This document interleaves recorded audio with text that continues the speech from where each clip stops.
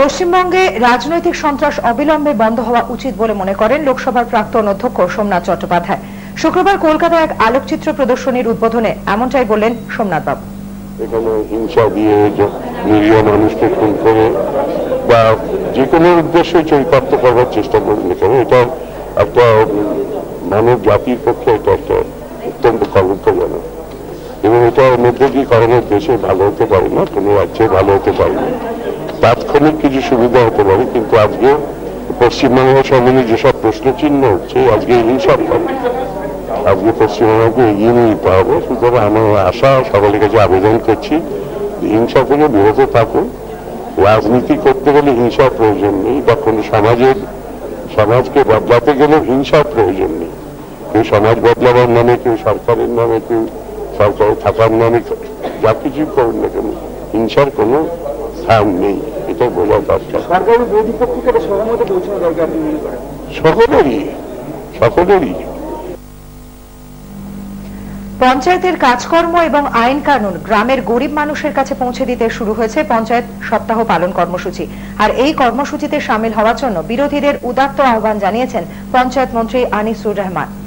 দায়িত্ব যারা রাজনীতি করে তাদের, বামপন্থীতে সেই দায়িত্ব আছে, সেই দায়িত্ব অনুযায়ী বামপন্থী সাংসদরাই কাজ করেছে। ব্যক্তিগত স্বার্থ সিদ্ধির উদ্দেশ্যে সাধারণ মানুষের জীবন নিয়ে রাজনীতি হচ্ছে বলে মনে করেন লোকসভার প্রাক্তন অধ্যক্ষ সোমনাথ চট্টোপাধ্যায়।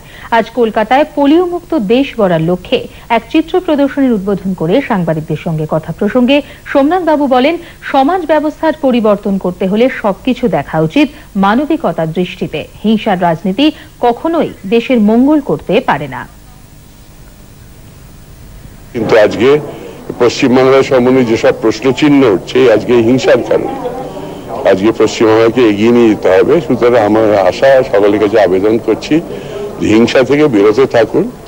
রাজনীতি করতে গেলে হিংসার প্রয়োজন নেই, বা কোনো সমাজকে বদলাতে গেলেও হিংসার প্রয়োজন নেই। কেউ সমাজ বদলাবার নামে, কেউ সরকারের নামে, কেউ সরকারে থাকার নামে যা কিছু করুন না কেন, হিংসার কোনো স্থান নেই, এটা বোঝা দরকার। পোলিওর বিরুদ্ধে লড়াইতে দৃষ্টান্ত স্থাপনকারী লন্ডনবাসী যুবক গৌতম লুইসের ভাবনা প্রতিফলিত হয়েছে ফুল সার্কেল শীর্ষক এই প্রদর্শনীতে। অন্যান্যদের মধ্যে উপস্থিত ছিলেন পশ্চিমবঙ্গ বিধানসভার অধ্যক্ষ হাসিম আব্দুল হালিম, শিল্পী ওয়াসিম কাপুর এবং অভিনেত্রী Swastika Mukhopadhyay. This is the face of what the world's children will look like when we have a polio-free world.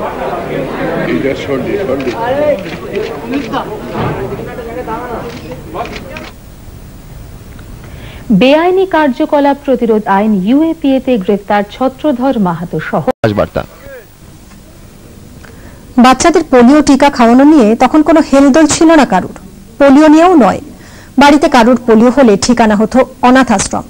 হাওড়ার এক অখ্যাত গ্রামের ছেলে গৌতমও পৌঁছে গিয়েছিল সেই একইভাবে ওই ঠিকানায়। সেখান থেকে মাদার টেরিজার হোম ঘুরে লন্ডন। প্রায় এক রূপকথার উড়ান।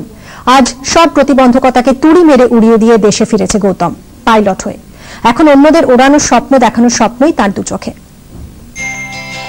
ডক্টর প্যাট্রিসিয়া লিউইসের হাত ধরে আকাশে উড়েছিল যখন, তখন গৌতমের বয়স ছিল 7। নীল আকাশ দেখলেই তার মনে হতো ভেসে যাই, তাই ঘুড়ি বড় প্রিয় ছিল তার। ঘুড়ি ছেড়ে ট্রেনে উঠতে চায়নি সে প্রথমে। ট্রেনের জানলা থেকে আকাশ তাকে ভুলিয়ে দেয় সব। আমি আকাশে জেট প্লেনের দিকে তাকিয়ে তাকিয়ে ভাবতাম ওখানে কত স্বাধীনতা। আমি ওখানে যেতে চাইতাম, এই বন্দি জীবন ছেড়ে স্বাধীনতার খোঁজে। এখন 32-এ গৌতম প্রতিষ্ঠিত, কিন্তু ভোলেনি তার জন্মস্থান। এখনো যে এখানে পোলিও হানা দেয় অহরহ সে জানে। এবার এসেছে তারই মোকাবিলায়। আগামী 6 ডিসেম্বর শিয়ালদা স্টেশনে পোলিও সচেতনতা প্রোগ্রামে আমি থাকব। মানুষের কাছে পৌঁছেই তো তাদের সচেতন করা সম্ভব। বিদেশে ছোটদের প্লেন চালানো শেখায় গৌতম, এবার এখানেও শেখানোর প্ল্যান।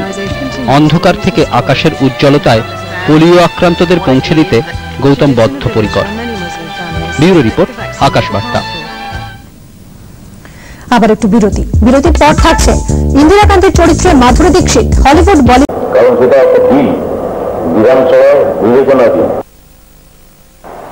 পোলিও গগনেন্দ্র প্রদর্শনশালায় চিত্র প্রদর্শনী শুরু হলো। আয়োজক প্রভা খৈতান ফাউন্ডেশন। পোলিও নিয়ে সচেতনতা বাড়াতে এই প্রদর্শনী। উদ্বোধনী অনুষ্ঠানে ছিলেন লোকসভার প্রাক্তন স্পিকার সোমনাথ চট্টোপাধ্যায়, বিধানসভার স্পিকার হাসিম আব্দুল হালিম, অভিনেত্রী স্বস্তিকা মুখোপাধ্যায় সহ বহু বিশিষ্ট ব্যক্তিও।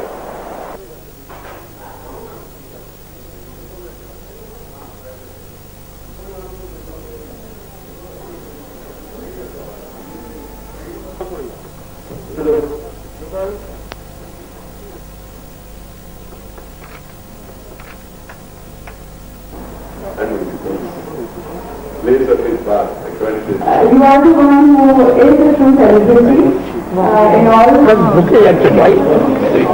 সব ছবিগুলোই নড়ে যাবে সবাই। খাস খবর এখন নিয়েছে একটা ছোট্ট ব্রেক। ফিরে আসছি ব্রেকের পর, সঙ্গে থাকুন।